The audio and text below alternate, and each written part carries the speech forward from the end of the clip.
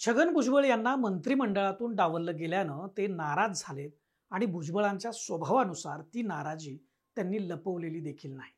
राष्ट्रवादी काँग्रेसच्या स्थापनेपासून ते आजपर्यंतच्या वाटचालीचा आढावा घेतला तर अजित पवार आणि छगन भुजबळ यांचं कधीच जमलेलं दिसलं नाही. कायम या दोघांमध्ये वाद राहिलेत. अजित पवार आपल्या खात्यामध्ये हस्तक्षेप करीत असल्याच्या तक्रारी अनेकदा छगन भुजबळांनी शरद पवार यांच्याकडे केल्या. असं असतानाही राष्ट्रवादी काँग्रेसमध्ये फूट पडताना छगन भुजबळांनी शरद पवारांऐवजी अजित पवारांची साथ देणं का पसंत केलं असेल? आता मंत्रिपद डावलल्यानंतर छगन भुजबळ जे काही बोलत आहेत त्यातून ते बंडाचं देशव्यापी निशाण फडकवण्याची भाषा तर ते बोलत नाहीत ना. नेमका आता भुजबळांच्या नाराजीचा काय फटका बसेल, तो कोणाला बसेल आणि त्याचा राजकीय फायदा जो आहे तो कोणाला होईल, याच संदर्भात आपण या व्हिडिओमधून जाणून घेणार आहे. नमस्कार मंडळी, मी दीपक दराडे आणि तुम्ही पाहताय फॉर द पीपल न्यूज. पुढे जाण्यापूर्वी तुम्ही आमच्या चॅनलला आवर्जून सबस्क्राईब करा. तर मंडळी, छगन भुजबळांच्या नाराजीतून ते खरंच बंड करतील का असा प्रश्न अनेकांना पडलाय.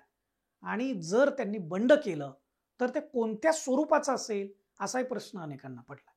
भुजबळ हे शांत बसणाऱ्या नेत्यांमधले निश्चितच नाहीत. ते पुढे काय करतील याविषयी जाणून घेण्यापूर्वी थोडं भुजबळांविषयी जाणून घेऊ.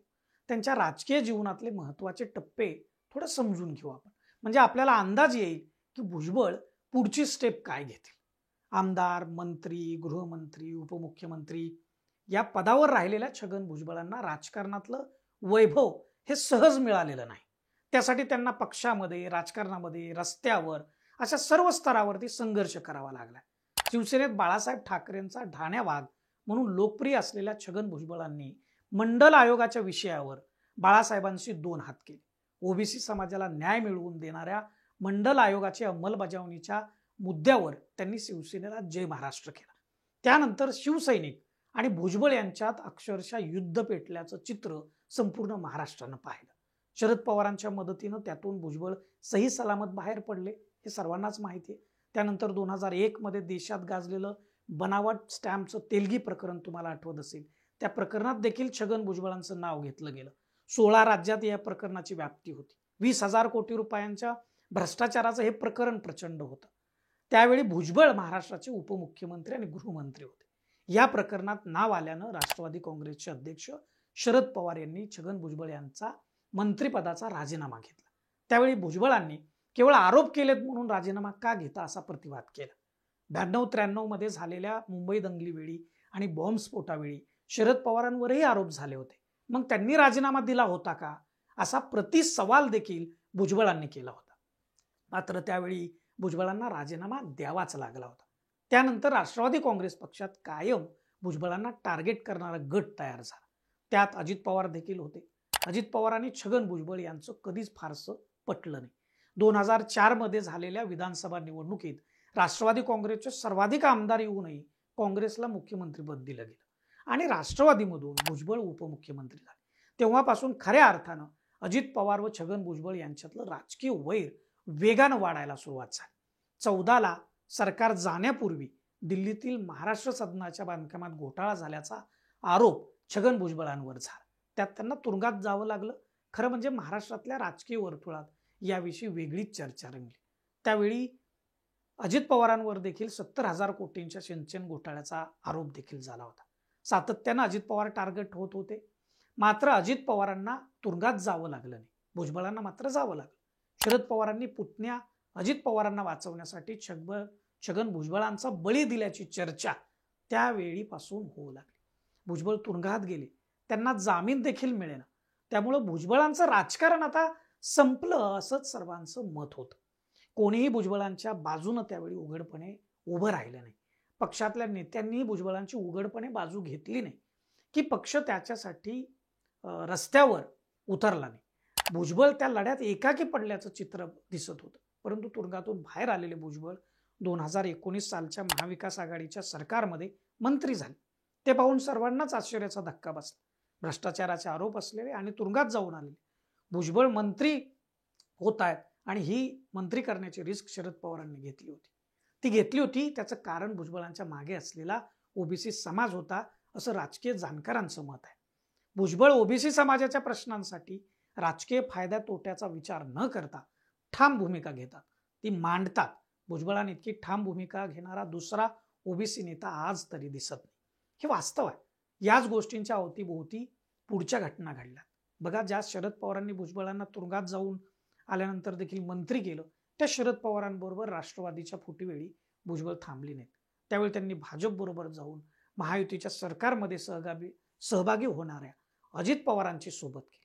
आणि विशेष म्हणजे अजित पवार आणि छगन भुजबळ यांच्यात कधीही सख्य राहिलेलं नसतानाही अजित पवारांनी देखील भुजबळांना मंत्री केलं.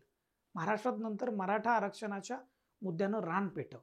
मनोज जरांगे पाटील या महाराष्ट्रासाठी नवख्या असलेल्या माणसानं महाराष्ट्राच्या राजकारण व समाजकारणाला हादरा देणारं आंदोलन उभा केलं. महायुतीच्या सरकारला जरांगे पाटील यांच्या आंदोलनाला तोड मिळाल्या. दररोज जरांगे पाटील सरकारला आणि भाजपचे महाराष्ट्रातील नेतृत्व जे करतात देवेंद्र फडणवीस यांना ते आव्हान देत राहिले. तेव्हा मराठा समाजाला ओबीसीतून आरक्षण देऊ नका म्हणून स्पष्ट भूमिका घ्यायला कोणी धजावत नव्हतं. रस्त्यावर येऊन मनोज जरांगे पाटील यांच्या भूमिकेला उत्तर देण्याची तयारी कोणी दाखवत नव्हतं. अशा वेळी छगन भुजबळ पुढे आले आणि ओबीसी समाजाच्या आरक्षणासाठी त्यांनी स्पष्ट भूमिका घेतली. त्यांनी मराठा समाजाला आरक्षण जरूर द्या, परंतु ते ओबीसी मधून नको म्हणून भूमिका मांडली. भुजबळ आणि जरांगे पाटील यांच्यातला संघर्ष शिगेला पोहोचला. दोघांमध्ये आरोप प्रत्यारोप अगदी एकेरी पातळीवर आले होते. महाराष्ट्रानं हे सगळं पाहिलंय.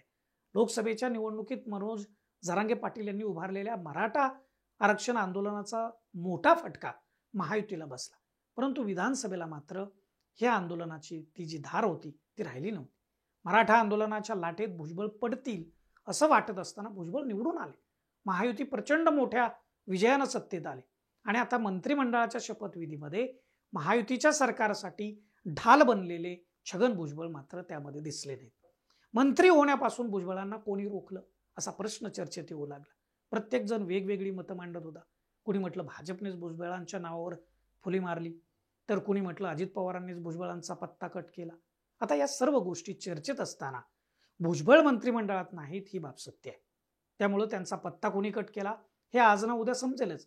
परंतु या निमित्तानं निर्माण झालेलं राजकीय वादळ आता काय घेऊन जाईल, काय घडवेल, काय बिघडवेल याविषयी तर्कवितर्क लावले जात आहेत. भुजबळांनी त्यांच्या निवडक प्रमुख कार्यकर्त्यांना संबोधित करताना सांगितलंय की मुख्यमंत्री फडणवीस तर त्यांच्यासाठी आग्रही होते, म्हणजे भाजपनं भुजबळांचा पत्ता कापला या विषयातली हवा निघाली. आता राहिला एकच मुद्दा, तो म्हणजे पक्षाचे प्रमुख म्हणून अजित पवारांनीच मंत्र्यांची नावं निश्चित केली आहेत.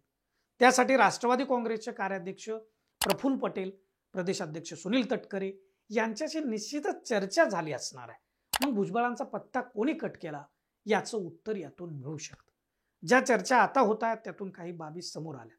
त्या म्हणजे मराठा आरक्षण आंदोलनाच्या वेळी छगन भुजबळांनी ओबीसी समाजासाठी जी आक्रमक भूमिका घेतली ती तितक्या आक्रमकपणे घेऊ नये अशी अजित पवारांची इच्छा होती. परंतु छगन भुजबळांनी ओबीसी समाज प्रथम मानून पक्षाला दुय्यम स्थानी ठेवल्याचा त्यांच्यावर आरोप होतोय. भुजबळ पक्ष नेतृत्वाचं ऐकत नाहीत, पक्षाच्या निर्णयाला फाटा देऊन स्वतःच्याच मुद्द्याला पुढे नेतात असाही आरोप छगन भुजबळांच्या बाबतीत चर्चेला येतो. तसंच भुजबळांचं वय आता 77 आहे. त्यांनी थांबावं आणि त्यांच्याऐवजी तरुणांना संधी दिली जावी आणि त्यामुळे भुजबळांऐवजी इतर ओबीसी आमदारांना अजित पवारांच्या राष्ट्रवादी काँग्रेसच्या कोट्यातून जे मंत्री झालेले आहेत त्यांना संधी दिली असाही एक मतप्रवाह पक्षामध्ये आहे. त्यामुळेच भुजबळांना मंत्री होण्यापासून रोखण्यात आलं अशी चर्चा देखील होती. आता भुजबळ काय करतील असा प्रश्न उपस्थित केला जातो. भुजबळांचा आजवरचा इतिहास पाहिला तर ते शांत बसतील असं वाटत नाही. मंत्रीपद न मिळाल्याचं दुःख त्यांना नाहीये, परंतु ज्या पद्धतीनं त्यांना बाजूला करण्यात आलं ते मात्र हृदयाला वेदना देणार आहे असं भुजबळांनी सांगितलं. भुजबळ हे राष्ट्रवादी काँग्रेसमध्ये शरद पवार यांच्या नंतरचे क्रमांक 2 नेते राहिले.